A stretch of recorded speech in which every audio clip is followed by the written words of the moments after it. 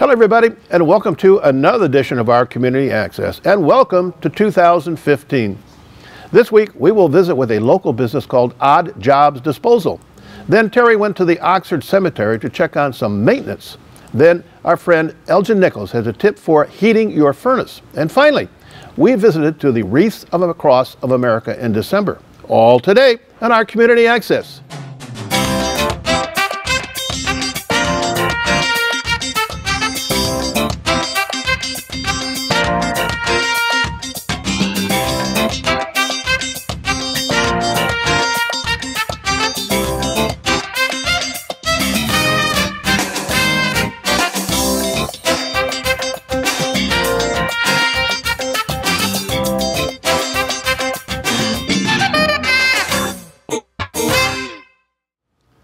Welcome back. Some of you have seen their trucks around the area. Their company is called Odd Jobs. With the story on Odd Jobs is our reporter Terry Stiles. Terry?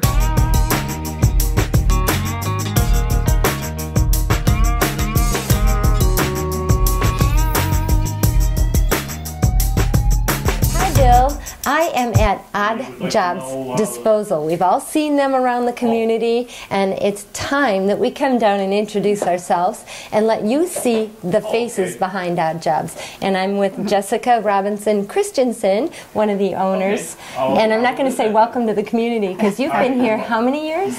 In Oxford, I've personally been here about 5 years, but my husband grew up here, so his entire life. And then the company has been here for 7 years. That's fantastic. Yes. And you started out with 1 or 2 trucks on the road that I used to see, and now I see them all over the place. Yes. You're not only in Oxford. What area do you cover? We're in Lake Orion, Oxford, and a small part of Clarkston right now. So you're growing. You started out just in Oxford, right? Yeah, we started a little bigger than we had thought, and we are now keeping it a lot more local. Yeah, well, that's my point in being here. We've heard shop local all Christmas season. I know that you were kind of up against Orion Township making a decision to have one supplier or one disposal company, and I know Oxford did that several years ago. However, Orion, you kind of won in Orion, right? Right now, it's at a standstill. They're going to possibly research and possibly put it on the table later, but for right now, no single hauler.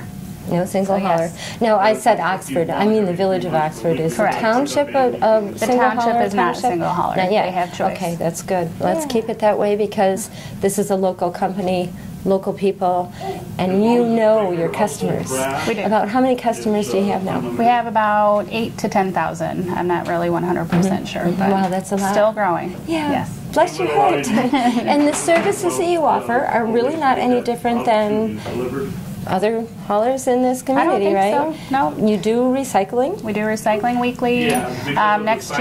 This coming year, starting in April, we'll start doing yard waste weekly, which it used to be about bi-weekly. It was 2 times a month. And then, of course, the weekly residential pickup. We do commercial pickup as well. I didn't know that. Yeah. And then in your residential pickup, you also have large, I think you say on the site, large items? Yes, which one large item. Pretty much anything that's outside of your normal garbage, what you would put in your household garbage can. I mean, we don't always make you call, but if you're going to have a couch or an appliance, refrigerator, or carpet, vacuums, stuff like that. Usually a vacuum's good. Really? Just toss it in your normal garbage, huh? Yeah. What is the most unusual thing you guys have come up with in garbage? Oh gosh, I don't know. I've only went out one time, and I didn't see anything odd. But the guys find lots of cool stuff that people throw in. Yeah, fun. They find stuff to give as gifts, probably. That's awesome. Yeah. Yeah, I've always seen neat things like old chairs on the side of the road in the garbage, and I think, I can't believe they're going to be thrown away. I hope the garbage haulers pick it up and retrieve it. Yeah, sometimes. You also have a cool service that I didn't know about. You have discounts for seniors, and you also have, like, what is it, a multi-community or condo? Any homeowners association can work with us, and we are not making them commit to 100% cooperation. Oh. We also have subdivision discounts discounts if there's a group of homes. There does not have to be an association. We do offer, as you said, senior discounts, yes. And so you have that personal service. You get to know the people of the community. Yes. I think that's something that you can offer your customers that say, I'm not going to name any other waste hauler companies, but there's some that maybe can give a little bit better rate because they're nationwide. Yes. But they don't. The service has got to be different. I mean, how do you handle it? Your customers can just walk right in the office and talk. Absolutely. I mean, like you said, we see them out in the communities. I mean, I'm from Lake Orion. I've been in Oxford for a while. I love both communities. So I see my customers on a daily basis. The guys that work with us out on the road, people come up to me all of the time and tell me how great they are, and they know them by name or they have a nickname for them. The guys know the customers, and it's pretty awesome. I saw on your Facebook page there's two little boys even that kind of keep an eye out. We started, a friend of mine messages me all the time, Jack Halleck, and then my friend Kim sent a picture the other day of her little boy. She saw the truck out waiting there. For the guys to come. They love it. The guys love them too, though. They'll honk the horns for them, wave, you know. Right in their day. Yes. There's so much to be said for living in a small community. I mean, 10,000 people that you guys take care of is a lot of people. It is. But it's still a small community. Absolutely. It's really nice to see that same face week after week after week. As far as your service, it's Monday through Friday or Saturday and Sunday? How does that work? It is Monday through Friday that we operate in the 3 different communities, Okay. yes. Well, I think we're in Oxford, I believe, 2 days right now. And the normal holidays off, just Yeah, like I think every there's other? 6 of them. The major holidays, they're off, and then it pushes those people on that day and the days after back 1 day. So what do you do? The weather lately has been pretty icy and pretty cranky. Yes. What do you guys, if you have to miss a day, then you make that up, or what happens when you cannot get down those roads? Right. We do the best we can, of course, to try to get there as long as it's safe for the guys and the people in the community as well. There were a few days last year that we were going to, yes, we were going to, it was just too cold, you know, I can't put them out there. But we were going to try and push it back a day, but then it ended up being a couple days. So then we just let our customers know, you know, we know you'll have extra next week. We apologize. Most of the things that I put out are on Facebook. So if anybody wants to look us up on Facebook, they can get the updates there. Great. Or of course calling the office. Our website, we're not quite tech savvy, so we're looking for somebody. I have a few leads that I'm going to contact hopefully soon, maybe in the future, update it there. But we try to come the next day. We hope that it doesn't happen very often. Our goal is to pick up on your pickup day. Sure, right. But things happen. Mother Nature happens, that's for sure. Keeping them safe is the greatest part is it's a local telephone number, a 628 number, right? Yes. And your dad answers the phone. He does. It's just awesome. I love that about this business. Thank you. And I'm really excited to see you guys grow. Thank you. And keep our fingers crossed for more growth. I hope so. You did mention, let's say the telephone number, 628. 7447. And you're right on Metamora Road if somebody Correct. wants to stop by. So if they sign, if somebody's new to the area or they want to change their hauler, they just give you a call. Yeah. And it happens like within the next week. Whenever they're ready. Can happen the next day.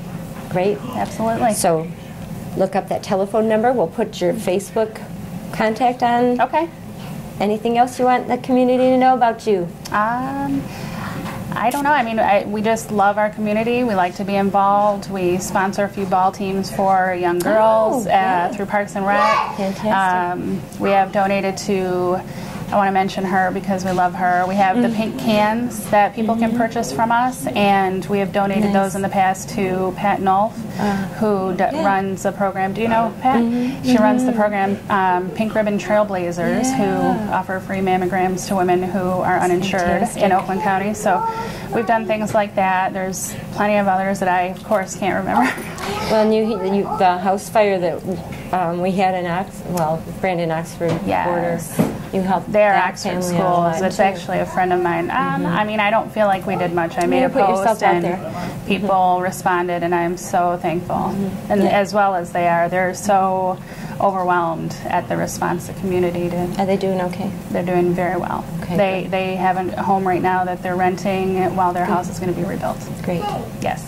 One more thing I do want to say is the school systems. My kids are in Oxford schools, of course, so I had the opportunity to go and talk about recycling to the third graders last year. Bravo. Yes, I have another third grader this year, so I'm going to do it again. And I'm hoping that I can start looking into doing it in all of the schools. Yeah, that's good. Speaking of that, Yes. There's numbers on the bottom of your recyclables. Number one, Oh, yes. number two. Yes. What is that for? What? Those numbers are the different types of plastic and how it melts. And 1 through 7 is what we accept, which is the majority of plastics now. So anything with a triangle 1 through 7, we take them. And then you're limited by where you're taking the garbage to, right? The They're ones that recycling put is a the separate facility, restriction. but yes, Yeah, okay. they take and they, I assume, sell it. Melt it down or something. I don't think the majority, I don't think they do any of it in-house, if I'm not mistaken, but I'm not sure. But your limitations, your customer's limitation is based on the limitations that you guys have. Yes. Right. And actually, over the past couple of years, we've been able to expand that list tremendously. So it is on our website, but I can give you something if you would like to take with you. I'll take that, and I'm going to, like I said, put your website out. Okay. The website has a lot of really good information on it that I didn't know. You guys have done great.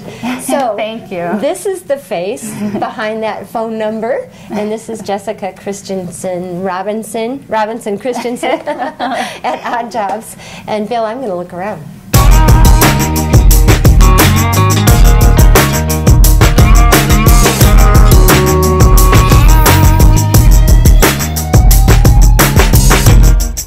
You know that Oxford Township is in charge of the Oxford Cemetery and has to do some unique maintenance at the cemetery. With that story, again, is Terry. Stick around Oxford long enough and there's always something exciting going on and unusual. Follow us.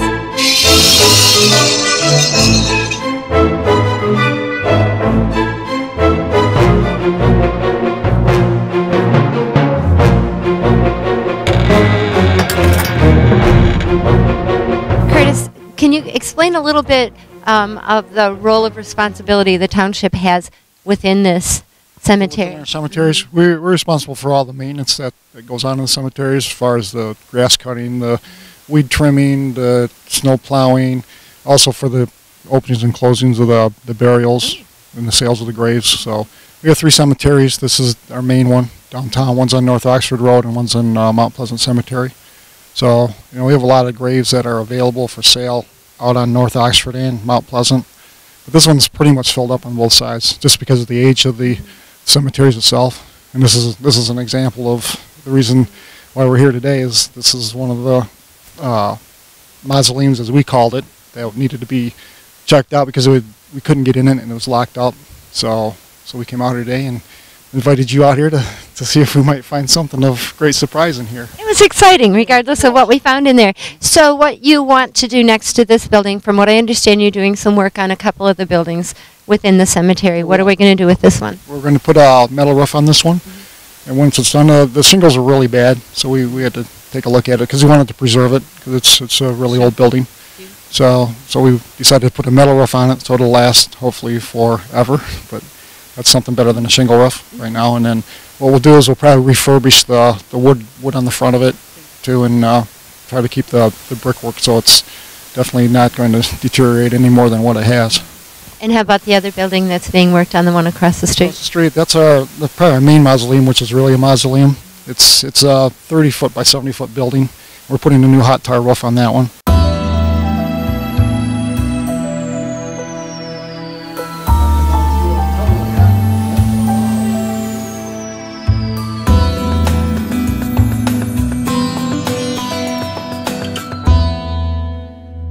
What's the name of this building? And we're on the south side of the cemetery. South side of the cemetery, we just call it like the Oxford Mausoleum, as I know it. And this was built in 1924. And there's a little over 150 crypts available in here. Well, they're existing.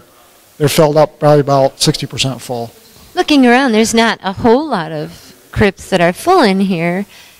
And they're names that, if you've been in this area a long time, Hadrills, and names that we know who established the Oxford area, correct? Yeah, that's correct. I mean, if you took your camera and looked around at the people in here, I'm sure there's a lot of history that people would recognize and hopefully appreciate. Will Drainer included. So this also needs repair, this building. The roof is being worked on right now? Yes. So this is the other repair we have going on right now. It's a hot tire repair that's going to be going on this building to preserve that as well. And then we'll try to get the floor power washed in the spring and in the summer. Maintenance done on the inside of the building. Is that something that people that are maybe looking to donate their time could do, or work release or something like that? Or is that onus on the township employees, or how is that going to happen?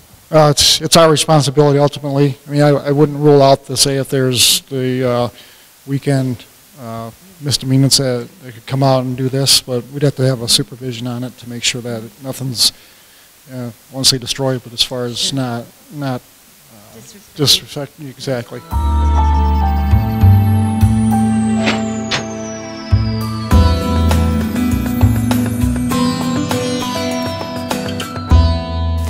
So now we're at the very first project that the township took on as far as repairs of these mausoleums, right? Yeah. So what happened to this one? What had to be done to this one? What happened to this one, it just deteriorated over time. But in addition to that, there was some lady's cat that got caught into some of the rubble. So the fire department came up and rescued the cat.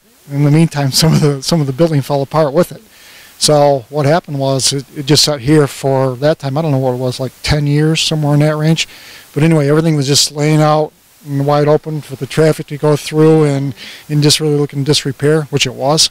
And so we just took it upon ourselves. Township approved the funds, and we restored it to what you see right now.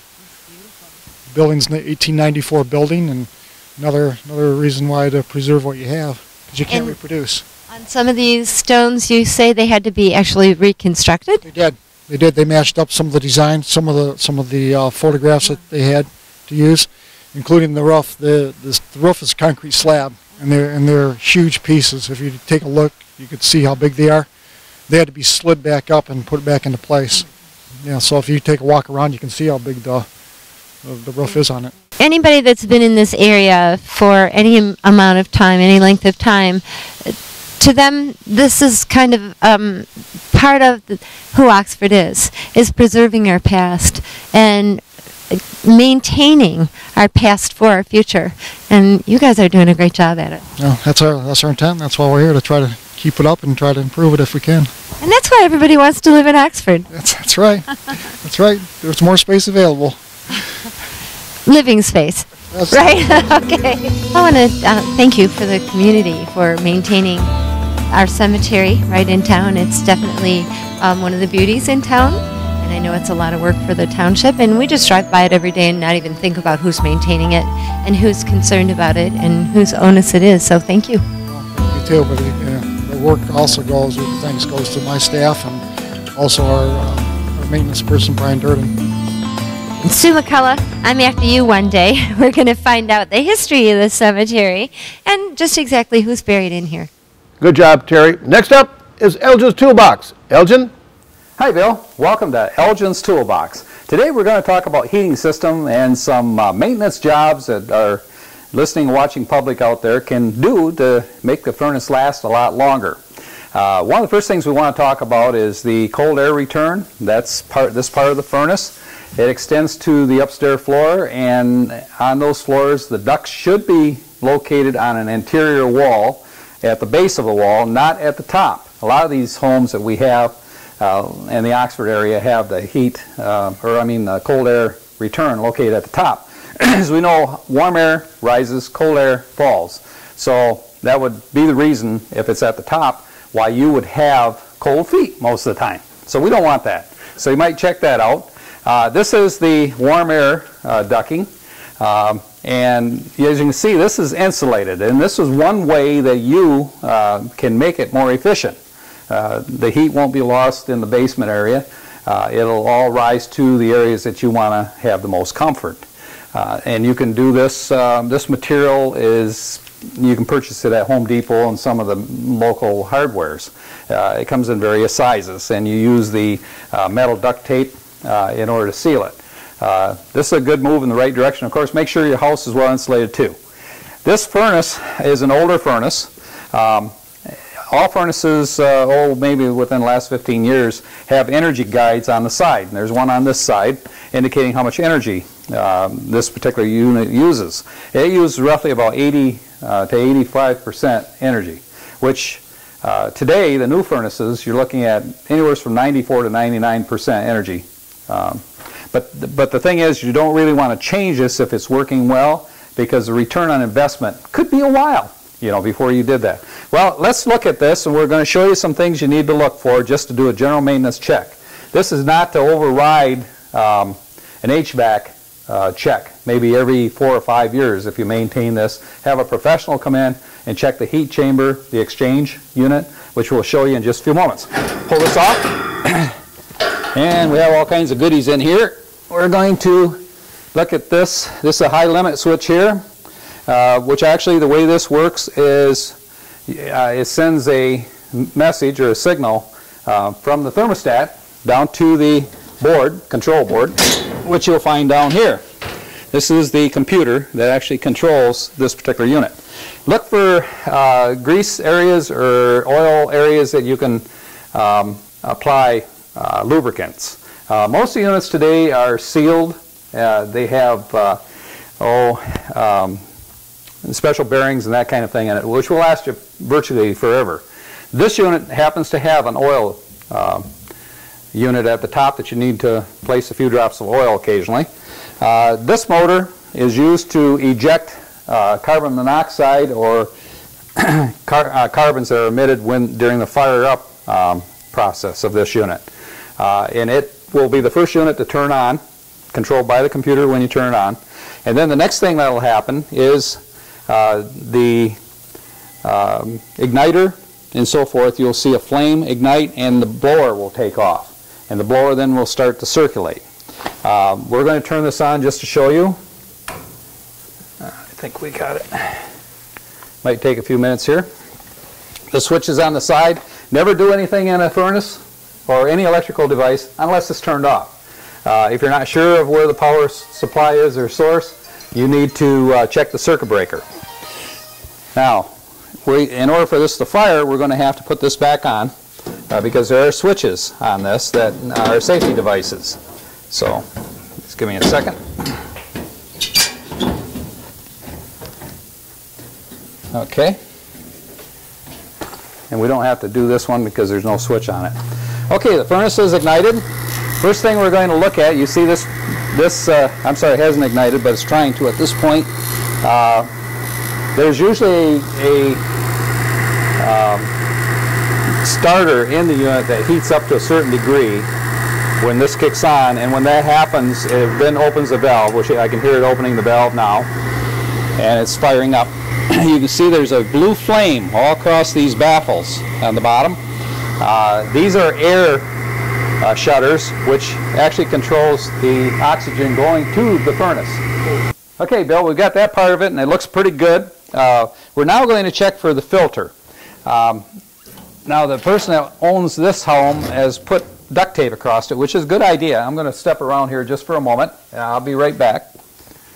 We got to take the duct tape off this side. There, we got it. Okay, we won't use that piece again. This particular filter is a standard filter that they use in older furnaces, and we'll check, make sure that it's clean. This one doesn't show a lot of dirt, and we kind of hold it up to the light, and you can see we can look right through it. And so I wouldn't change this filter yet. Recommendation to change these filters are every 3 months. If you don't, you're going to find what will happen is that will be coated with dirt and dust, and it will actually cause the furnace to overheat, and it'll shut down the limit switch for you, and so you won't get proper heating upstairs. So it does have an impact on your furnace and the longevity of that furnace for years to come. So you make sure that you change the filter, change it every 3 months. So we're going to put this filter back, and we're going to put some tape on it. Okay, in order for the humidistat to work, of course we need power. So I'm going to turn the switch back on. We'll hear it activate in just a moment. A number of things have to happen here before we can actually do this. There you can hear the first stage. We're now pulling the gases out of the area and ejecting them from the furnace area. In a moment you'll hear the blower turn on as soon as it senses that there's heat down below. There you can hear the switch kick in.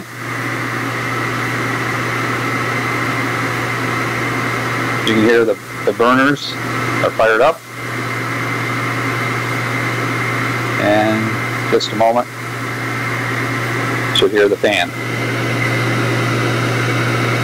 But you should, there's two noises that should be predominant throughout the house. The first one will be the carbon monoxide and you know, the various materials that are generated from combustion will be ejected. There you hear the fan kick in, working just like it's supposed to. This is a humidistat, and this is adjustable to the amount of water or the amount of humidity that you want in your home. You turn this down, you hear that click? I don't know if you can hear it from here.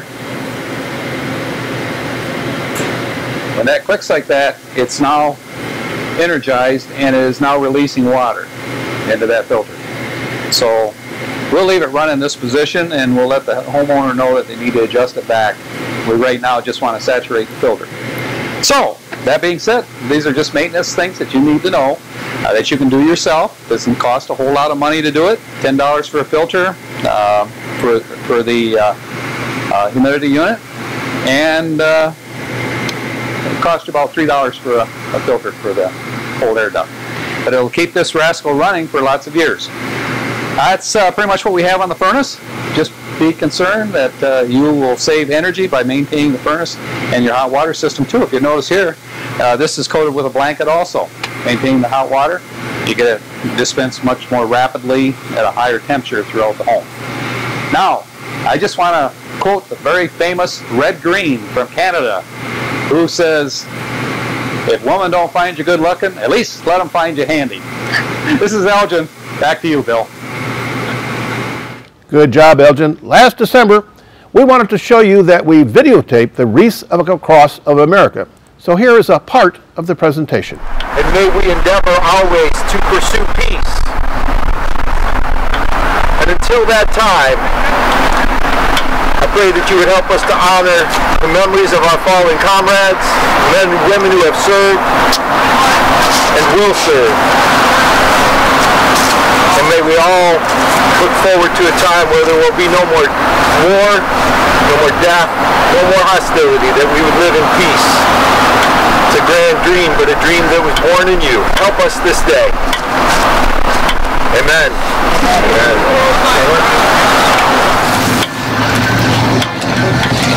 Jim Mouse will lay a holiday wreath in memory of those who served and are serving in the United States Navy. Michael Ledford will lay a holiday wreath in memory of those who served and are serving in the United States Marine Corps. Richard Wood will lay a holiday wreath in memory of those who served and are serving in the United States Air Force. Robert Gatton will lay a holiday wreath in memory of those who served and are serving in the United States.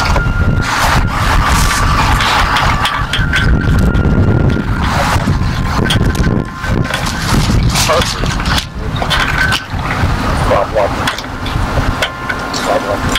Robert Watchell will lay a holiday wreath for those who served and are serving in the 1st Marine.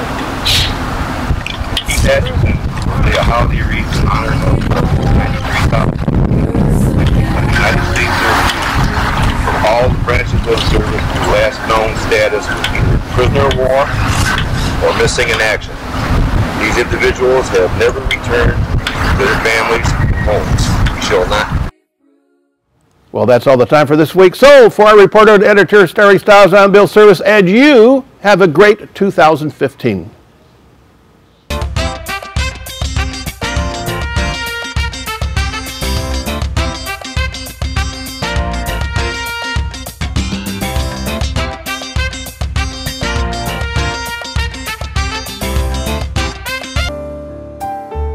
This is OCTV, Oxford Community Television, serving Oxford and Addison Townships with the best in local programming. On Charter Channel 191, AT&T UVerse Channel 99, and our website, OCCTV.org. OCTV, we provide local programming that brings you closer to home.